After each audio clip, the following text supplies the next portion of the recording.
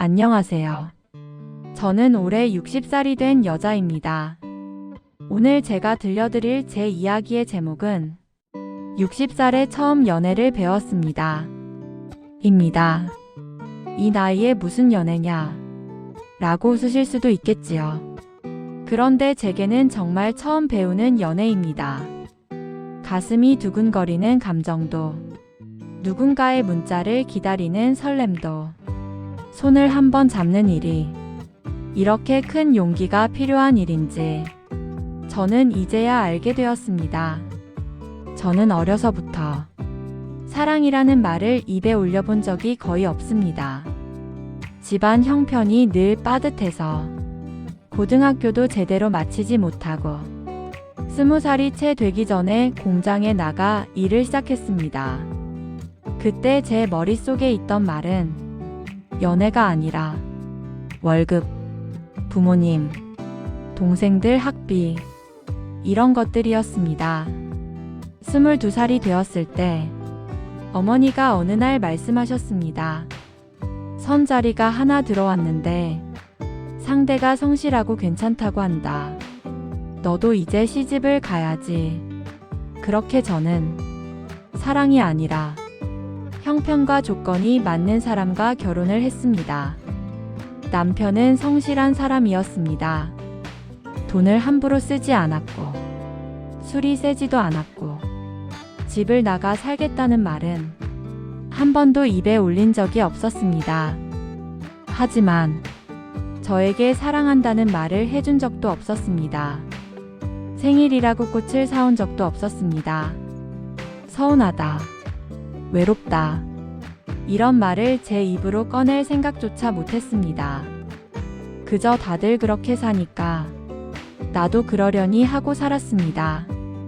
아이 셋을 낳고 키우면서 제 하루는 늘 전쟁 같았습니다. 새벽에 일어나 밥을 하고 아이들 도시락을 싸고 남편 아침을 차리고 또 저 나름의 일을 찾아 나갔습니다. 그렇게 몇십 년을 살다 보니 어느 순간 제 얼굴에 있던 젊은 빛은 사라지고 주름과 흰머리만 남았습니다. 연애라는 말은 텔레비전 속 이야기였습니다. 드라마 속 여자 주인공이 우는 장면을 보면 저도 모르게 눈물이 나면서도 저건 저 사람들 이야기지, 내 인생과는 상관없다고 생각했습니다. 그러던 어느 날 남편이 갑자기 쓰러졌습니다. 퇴직한 지 얼마 되지 않았을 때였습니다. 병원에서 결과를 들었을 때 저는 바닥이 꺼지는 느낌이었습니다. 하지만 이상하게도 눈물보다 먼저 올라오는 감정은 분노와 허무함이었습니다. 평생 일을 이유로 마음을 닫아놓고 살더니 이렇게 갑자기 가버리는구나. 그럼 나는 뭐였을까? 나는 도대체 무엇을 위해 살아왔을까? 그래도 남편의 마지막을 지키는 일은 제 몫이었습니다.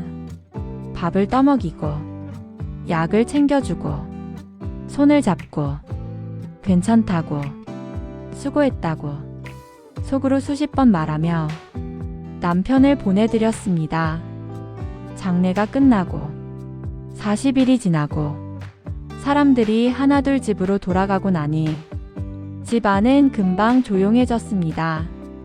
남편의 옷이 걸려있는 옷장, 남편이 쓰던 컵, 남편이 앉던 자리만 남아있는 거실, 텔레비전을 켜두어도 집 안은 텅 빈 느낌이었습니다. 아침에 눈을 뜨면 밥을 차려줄 사람이 더 이상 없다는 사실이 이상하게 허전했습니다. 남편이 있을 때는 코 고는 소리가 그렇게 시끄럽더니 그 소리가 사라지고 나니 집이 너무 조용해서 잠을 설치는 날이 많아졌습니다. 아이들은 각자 가정을 꾸렸습니다. 바쁘게 산다고 말합니다. 전화로 안부를 묻고 가끔 손주들 영상통화도 해주고 명절이면 내려와 함께 밥을 먹고 갑니다. 저도 머리로는 압니다. 아이들에게 기대지 말고 이제 제 삶을 찾아야 한다고들 말하지요.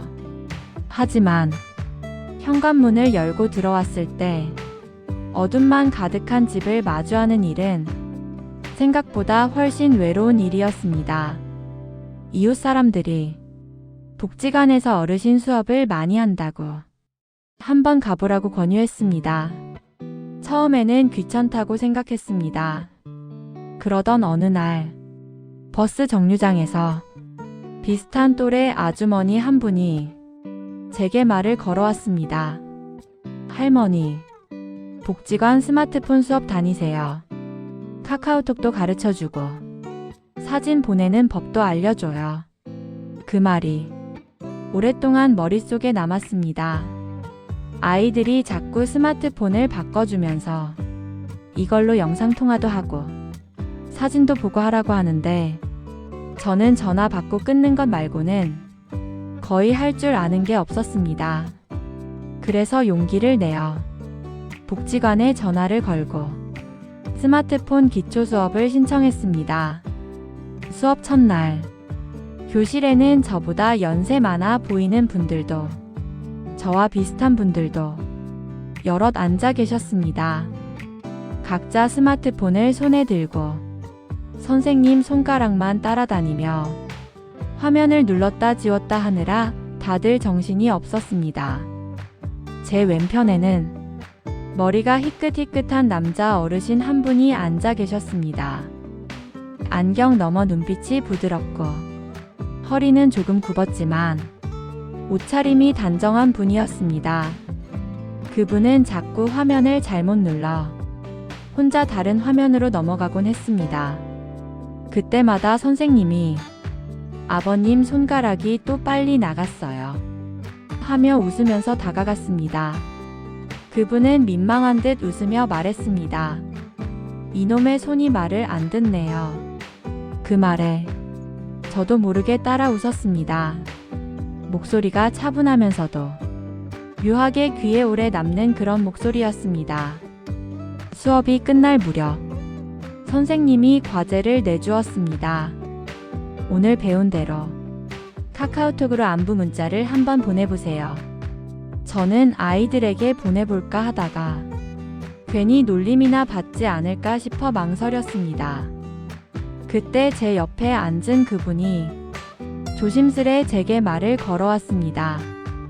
혹시 아직 누구한테 보낼지 못 정하셨으면 저한테 한번 보내보시겠어요? 저도 연습이 필요해서요. 그 말에 저는 얼굴이 화끈거렸습니다. 처음 보는 남자분에게 문자를 보낸다는 게 왜 그렇게 쑥스럽던지요. 그분은 자기 휴대전화 번호가 적힌 종이를 살짝 제게 내밀었습니다. 서로 연습한다고 생각하면 편하지 않겠냐며 웃어 보였습니다. 저는 떨리는 손으로 처음으로 카카오톡을 보냈습니다. 오늘 수업 같이 들은 누구입니다. 잘 들어가셨어요. 잠시 후 그분의 휴대전화에서 소리가 났습니다. 그리고 곧 답장이 도착했습니다. 네, 잘 들어왔습니다. 연습 도와주셔서 고맙습니다. 그 짧은 문장을 보는 순간 가슴이 두근거렸습니다. 집에 돌아와 가방을 정리하다가 프린트물 사이에서 작게 접힌 종이 한 장을 발견했습니다. 김도연. 전화번호. 이름이 단정한 글씨로 적혀 있었습니다. 그날 밤, 저는 오랫동안 잠이 오지 않았습니다. 도대체 뭐가 그리 설레는 걸까? 그저 같은 수업을 듣는 분일 뿐인데 왜 자꾸 그분 얼굴이 떠오를까? 스스로를 달래보려 했지만 마음 한구석이 묘하게 따뜻했습니다. 그 다음 주에도 저는 그분 옆자리에 앉게 되었습니다. 먼저 와보니 그분이 제자리를 비워둔 채 기다리고 계셨습니다. 또 뵙네요. 그분이 웃으며 말했습니다. 그 한마디에 가슴이 괜히 따뜻해졌습니다. 그날부터 우리는 수업이 끝난 뒤 같이 버스를 타고 가게 되었습니다. 집이 비슷한 방향이라는 것을 알고부터는 버스 정류장까지 함께 걸었습니다. 버스를 기다리며 나누는 짧은 이야기들이 저에게는 새로운 세상이었습니다. 집에는 잘 들어가셨어요. 그분이 처음으로 제게 보낸 문자는 그 한 줄이었습니다. 저는 그 문장을 10번도 넘게 읽었습니다. 그날 이후 제 하루에는 새로운 습관이 생겼습니다. 아침에 눈을 뜨면 카카오톡을 먼저 열어보는 일. 그분이 초록불로 떠 있으면 괜히 안심이 되고, 오랫동안 회색으로 비어 있으면 혹시 아프신 건 아닌지 걱정이 되었습니다. 조금씩 우리는 서로의 이야기를 나누기 시작했습니다. 그분도 몇 년 전에 아내를 먼저 떠나보냈다고 했습니다. 아들은 멀리 외국에서 살고, 딸은 지방에서 결혼해 자주 오지 못한다고 했습니다. 집에 들어가 현관문을 열면 불 꺼진 거실이 먼저 보이고, 저 왔어요 라고 말해도 대답해주는 사람이 없다고 했습니다. 그 말을 듣는데 제 이야기와 너무 비슷해서 가슴이 저릿했습니다. 어느 날 그분이 조심스레 문자를 보내왔습니다. 내일은 수업이 없는 날인데 시간 괜찮으시면 근처 공원을 같이 걸어보실래요? 문자를 보는 순간 손이 떨렸습니다. 이 나이에 공원을 같이 걷자는 말이 저에게는 연애하자는 말처럼 들렸습니다. 사람들이 보면 뭐라고 할까? 아는 사람이라도 만나면 어떡하나? 아이들이 알게 되면 뭐라고 할까? 온갖 걱정이 머릿속을 가득 채웠습니다. 하지만 한편에서는 이런 생각이 들었습니다. 평생 남들 눈치만 보고 살지 않았느냐? 이제 조금은 너 자신을 위해 살아도 되지 않겠느냐? 결국 저는 짧게 답을 보냈습니다. 네, 괜찮습니다. 약속한 날, 우리는 동네 호수공원에서 만났습니다. 초봄이라 아직 바람이 차가웠지만 햇살은 부드러웠습니다. 나무가지 끝마다 연한 초록이 돋아나고 있었습니다. 그분은 저보다 먼저 나와 벤치에 앉아 있다가 저를 보더니 반갑게 손을 흔들었습니다. 우리는 천천히 공원을 걸었습니다. 집에서 혼자 있을 때 어떤 생각을 하는지, 어디가 아픈지, 무엇을 먹고 사는지, 누구에게도 쉽게 털어놓지 못했던 이야기들을 우리는 조금씩 꺼내놓았습니다. 제가 말했습니다. 집에 들어가면 불을 바로 켜기가 싫어요. 어둡긴 한데 괜히 잠깐 그대로 서 있고 싶어요. 불을 켜는 순간 아무도 없다는 게 더 뚜렷해지는 것 같아서요. 그분은 한참 듣더니 말했습니다. 저도 그래요. 그래서 일부러 집 앞 편의점에 들러 쓸데없이 빵을 하나 사가요. 현관문 열면서 저 왔어요 라고 말하는 버릇도 아직 안 고쳐졌어요. 우리는 서로를 바라보며 웃었습니다. 슬프지만 따뜻한 웃음이었습니다. 그날 이후 저는 그분과 함께 걷는 시간이 일주일을 버티게 해주는 힘이 되었습니다. 거울 앞에 서서 머리를 빗어보고 옷도 한 번 더 매만지게 되었습니다. 연한 색 립스틱을 꺼내 바르면서 저는 오랫동안 잊고 지냈던 여자로서의 제 모습을 조금씩 떠올리게 되었습니다. 그러던 어느 날 둘째 딸이 집에 왔다가 우연히 제 휴대전화를 보게 되었습니다. 제가 잠깐 자리를 비운 사이 카카오톡 알림이 울렸고 딸이 무심코 화면을 눌러본 것입니다. 거기에는 그분과 제가 주고받은 메시지들이 길게 쌓여 있었습니다. 오늘도 같이 걸어주셔서 감사합니다. 집에는 잘 들어가셨어요. 감기 조심하세요. 딸은 얼굴을 굳힌 채 휴대전화를 제 앞으로 내밀었습니다. 엄마, 이 사람 누구야? 목소리에는 불안과 분노와 놀람이 섞여 있었습니다. 저는 당황해서 말했습니다. 복지관에서 같이 수업 듣는 분이야. 그냥 안부만 주고받는 사이야. 딸은 고개를 저었습니다. 요즘 뉴스 안 봐. 혼자 사는 할머니들 속이는 사람들 얼마나 많은데. 엄마 집도 알고 생활도 다 알 텐데 어떻게 이렇게 쉽게 연락을 해. 딸의 말이 가슴 깊이 박혀 들어왔습니다. 저도 순간 그분을 의심하는 마음이 스치고 지나갔습니다. 하지만 곧 공원에서 함께 걷던 모습, 어두운 집에 들어갈 때의 외로움을 말하던 표정, 조심스럽게 제 안부를 묻던 눈빛이 떠올랐습니다. 그런 사람을 단숨에 나쁜 사람이라고 생각하는 것이 마음에 걸렸습니다. 그럼에도 딸은 단호했습니다. 엄마, 당장 연락 끊어. 복지관도 그만 다녀. 알겠지? 저는 아무 말도 하지 못했습니다. 딸이 문을 닫고 나간 뒤 집 안에는 다시 무거운 정적만 남았습니다.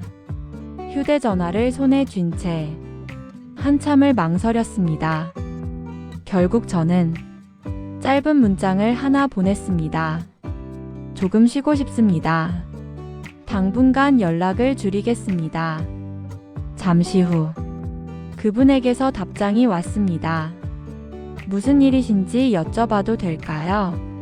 저는 끝내 답장을 보내지 못했습니다.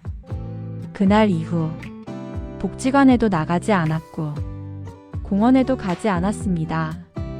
그분은 여러 번 조심스레 문자를 보내왔습니다. 오늘도 안 보이셔서 걱정이 됩니다. 몸은 괜찮으신가요? 하지만 저는 계속 읽기만 하고 대답하지 않았습니다. 문자를 지우고 다시 열어보기를 반복하는 동안 마음속 구멍은 점점 더 커졌습니다. 남편이 떠났을 때 생겼던 그 빈자리가 한 번 다시 채워지는 듯 하더니 이제는 더 깊게 파인 느낌이었습니다. 어느 날 밤, 저는 거울 앞에 오래 서 있었습니다. 주름 많은 얼굴, 희끗한 머리, 작아진 어깨. 나는 그냥 엄마, 할머니, 그것뿐일까? 나는 여자로 살아본 적이 있었나? 생각이 여기까지 미치자 눈물이 왈칵 쏟아졌습니다. 그때 문득 이런 생각이 들었습니다. 내 인생은 누구의 것일까? 젊을 땐 부모님 뜻 따르느라 살고 결혼하고 나서는 남편과 시댁을 챙기느라 살고 아이들 낳고 나서는 아이들만 바라보며 살았습니다. 그러다 보니 정작 저 자신을 위해 산 시간은 거의 없었습니다. 이제 남은 시간만큼은 조금쯤 내 마음을 위해 써도 되는 거 아닐까? 그 생각이 머릿속에서 떠나지 않았습니다. 며칠을 고민한 끝에 저는 복지관으로 전화를 했습니다. 혹시 스마트폰 수업이 아직 진행 중인지, 그분이 요즘도 나오는지 직원분은 말했습니다. 그 어르신이 요즘은 맨 뒤에 조용히 앉아 계신다고, 제가 다시 오면 꼭 알려달라고 하셨다고. 그 말을 듣는 순간 가슴이 쿵 하고 내려앉았습니다. 수업날, 저는 떨리는 마음으로 복지관을 찾아갔습니다. 문을 열자 익숙한 교실 풍경이 눈에 들어왔습니다. 선생님이 반갑게 인사를 하며 말했습니다. 오랜만에 오셨네요. 저 뒤에 기다리던 분 계신데요. 뒤를 돌아보니 교실 맨 뒤 창가 쪽 자리에 그분이 앉아 있었습니다. 우리 눈이 마주치는 순간 그분은 천천히 일어나 작게 인사를 했습니다. 수업 내내 제 심장은 쿵쿵거렸습니다. 수업이 끝난 뒤 우리는 복지관 근처 벤치에 나란히 앉았습니다. 한동안 말이 나오지 않았습니다. 그분이 먼저 입을 열었습니다. 많이 힘드셨죠? 저는 그제야 제 속 이야기를 털어놓았습니다. 딸이 휴대전화를 보고 화를 냈던 일, 나쁜 사람 만나면 어떡하냐고, 연락 끊으라고 했던 말, 딸 말을 들으니 불안해졌고, 그래서 연락을 끊으려고 했지만 오히려 마음이 더 아팠다고. 그분은 조용히 제 말을 듣다가 부드럽게 말했습니다. 자식들이 걱정하는 마음, 저도 잘 압니다. 하지만 저는 어머님께 폐를 끼치고 싶은 마음이 없습니다. 그냥 함께 걷고 함께 이야기 나누는 친구가 되어드리고 싶었습니다. 저는 용기를 내어 말했습니다. 제가 또 겁이 나서 도망치더라도 오늘처럼 한 번만 더 기다려 주실 수 있겠냐고. 그 말을 하는 제 목소리는 스스로 들어도 떨리고 있었습니다. 그분의 눈가가 붉어지는 것이 보였습니다. 사실은요, 선생님께 계속 여쭤봤어요. 언제 다시 오시냐고. 안 오시면 어떡하나 걱정하면서도 그래도 한 번은 다시 오실 거라고 믿고 있었습니다. 그 말을 듣는 순간 저는 참았던 눈물을 또 흘리고 말았습니다. 누군가가 나를 기다려주고 있었다는 사실, 내가 오기를 포기하지 않고 기다렸다는 사실이 너무 고맙고 놀라웠습니다. 그날 우리는 다시 공원을 걸었습니다. 이번에는 벚꽃이 활짝 피어 있었습니다. 흰 꽃잎이 바람에 날리며 우리 어깨와 머리 위로 떨어졌습니다. 잠시 걷던 그분이 조심스레 물었습니다. 제가 손을 잡아도 될까요? 그 한마디에 세상이 잠시 멈춘 것 같았습니다. 이 나이에 손을 잡는다는 일이 이렇게 큰 고백인 줄 그때 처음 알았습니다. 저는 얼굴이 뜨거워진 채 조용히 고개를 끄덕였습니다. 그분의 손이 조심스럽게 제 손을 감쌌습니다. 거칠지만 따뜻한 온기가 손바닥을 통해 전해졌습니다. 그 순간 저는 깨달았습니다. 아, 이게 연애구나. 누군가와 나란히 걷고 같은 방향을 바라보며 서로의 하루를 궁금해하고 안부를 묻는 일, 그 단순한 일들이 이렇게 가슴 뛰는 일이구나. 하지만 아이들의 마음도 무시할 수 없었습니다. 어느 날 둘째 딸에게 제가 먼저 말을 꺼냈습니다. 엄마, 요즘 그분을 다시 만나. 딸은 잠시 눈을 크게 떴다가 한숨을 쉬었습니다. 혹시 아직도 걱정되니? 라고 제가 묻자 딸은 이렇게 말했습니다. 솔직히 말하면 아직도 좀 무서워. 엄마가 상처받을까봐. 근데 엄마가 예전보다 얼굴이 좋아진 건 나도 알아. 엄마가 웃는 게 좋기도 해. 그래서 제가 천천히 제 마음을 이야기했습니다. 나는 평생 너희를 먼저 생각하고 살았다. 남편 위에 살고, 시댁 위에 살고, 아이들 위에 살았다. 이제 남은 시간은 나 자신을 위해 조금은 써도 되지 않겠니? 딸은 한참을 가만히 있다가 제 손을 꼭 잡았습니다. 엄마, 그럼 나한테도 그 아저씨를 한번 보여줘. 엄마가 어떤 분이랑 같이 걷는지 나도 알고 싶어. 며칠 뒤 근처 작은 카페에서 우리는 셋이 마주 앉았습니다. 그분은 긴장한 얼굴로 딸에게 인사를 했습니다. 제가 많이 부족하지만 어머님께 좋은 친구가 되어드리고 싶습니다. 딸은 그분을 한참 바라보더니 조용히 고개를 끄덕였습니다. 그리고 저를 보며 말했습니다. 엄마 표정이 예전이랑 달라. 요즘 훨씬 편안해 보여. 나도 그게 좋아.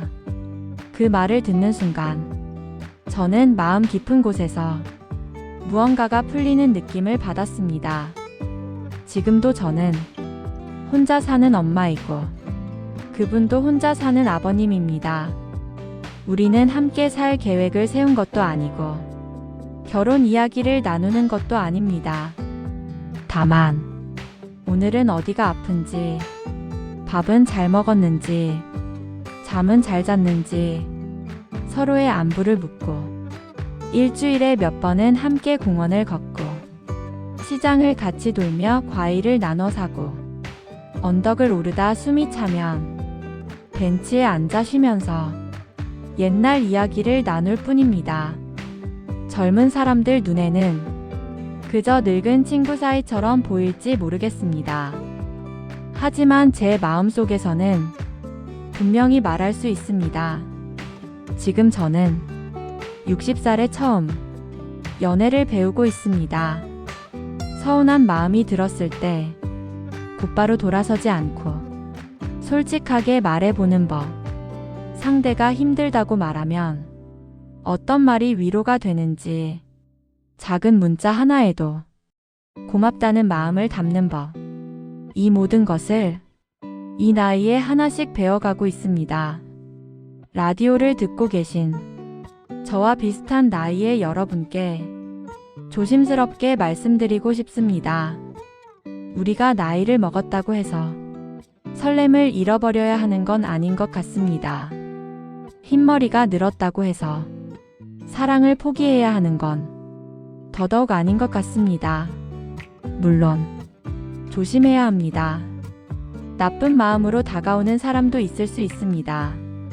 그래서 더 천천히 살피고 더 신중하게 마음을 열어야 하겠지요.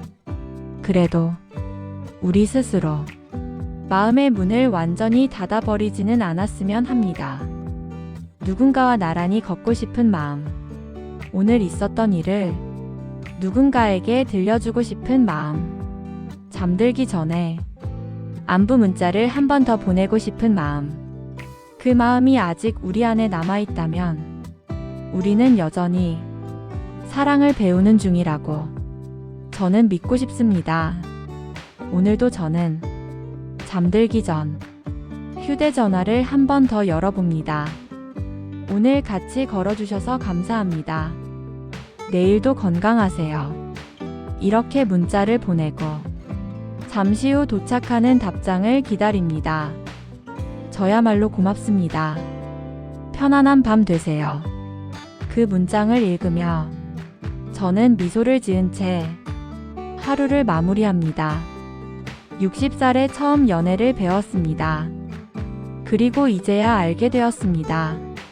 사람을 향한 따뜻한 마음은 나이를 가리지 않고 언제든 우리 삶을 다시 빛나게 해줄 수 있다는 사실을요. 제 긴 사연 들어주셔서 진심으로 감사합니다.